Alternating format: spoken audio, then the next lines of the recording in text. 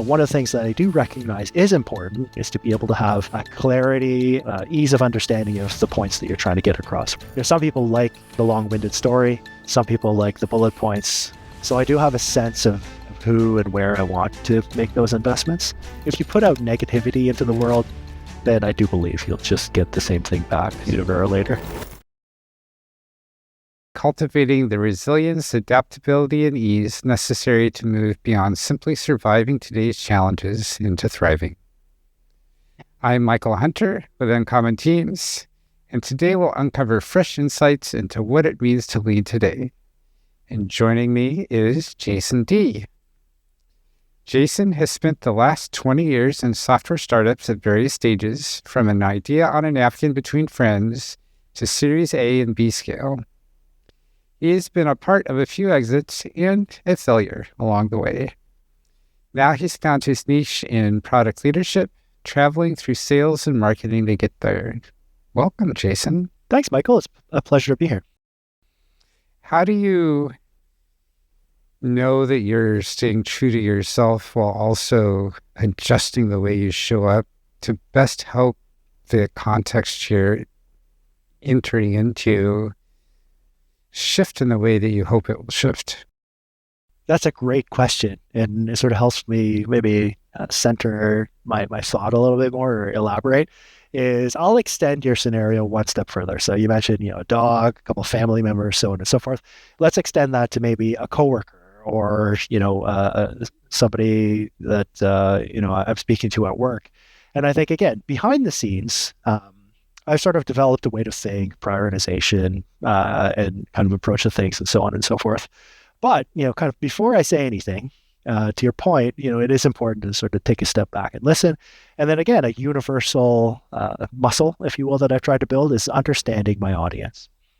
So regardless of my logic behind the scenes, regardless of what I feel is important and the way that I prioritize things behind the scenes, one of the things that I do recognize is important is in most contexts, I won't go so far as to say in all contexts, but I believe in most contexts, one of the things that is important is to be able to have clarity and sort of ease of understanding of the points that you're trying to get across, whether that's getting my son to clean his room, convincing my wife that we should go to a certain restaurant for dinner, or, relaying something important to a coworker. It's important to understand the audience specifically. And, with regards to an audience, maybe there's a certain style or format or cadence in which they like to be communicated in. When it comes to the specifics of the point that you're trying to get across, the message that you're trying to get across, obviously, it sort of forces me, right now is a great example, to sort of think through what are the primary points that I want to get across, that I want to relay through the appropriate channel or the appropriate format. So I think, again, more of a kind of a broad skill that, I don't profess to be an expert in, but a skill that I try to sort of hone in whenever I can is, taking that moment to, take a breath and understand the kind of the context of listening, or the context of understanding, or sort of experience that your audience would appreciate, that would sort of work best to relay your message. How do you choose how much to customize your message in the way you are to each individual person you're talking to, versus doing this the way that works best for you and hoping that they can get enough of what you're trying to say that they get the point? Well, I think there's two things. On my side, there is an implication that I myself have a sense of a concise version of the point. Once I sort of develop that or have a reasonable understanding of that, then there's a few different dimensions of how, as I know or I get to know the different audiences that I speak to, how they best can digest that. So that can manifest in a few different ways.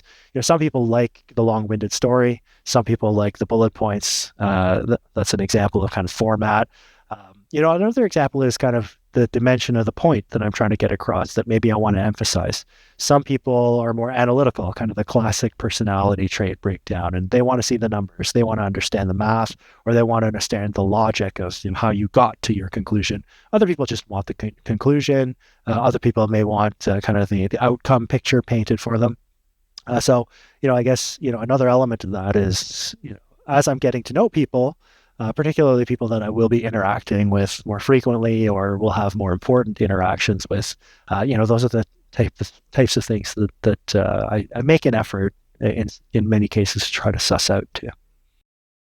The more we flex into how someone else works best, the more energy it takes us.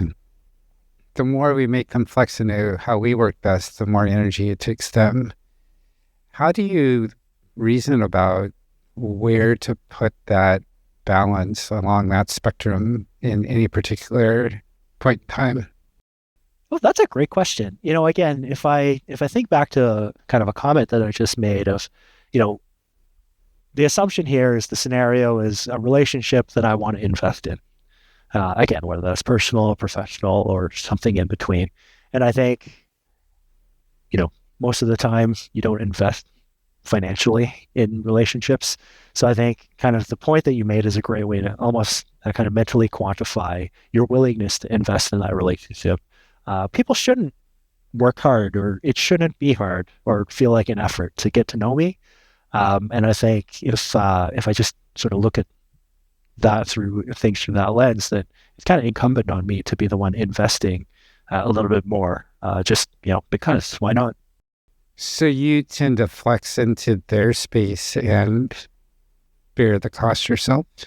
Yeah, I think that's fair to say. It should be easier to get to know me. It makes things less challenging for the other party. So now that you're expending all this energy flexing into the space of everyone else that you're working with, how do you ensure that you have enough energy reserves ahead of time to sustain this? And how do you recharge throughout the day so if you can't bank up enough ahead of time? That's a great question. Again, I think there's, I would say there's two elements of that. The first is there is some thoughtfulness that I try to put into who and where I do invest my time. Obviously, as you said, I don't have infinite energy stores. So I do have a sense of who and where I want to make those investments.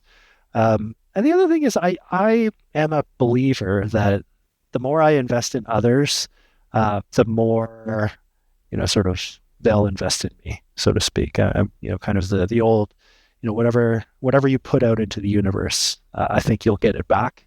If not immediately, eventually at some point.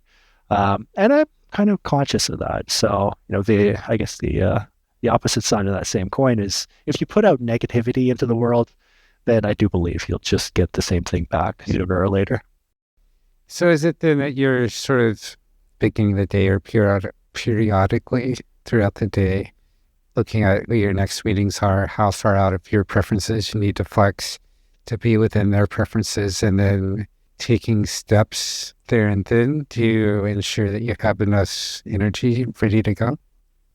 Yeah, absolutely. And again, kind of the step even before that is being somewhat thoughtful in the meetings that I take to begin with.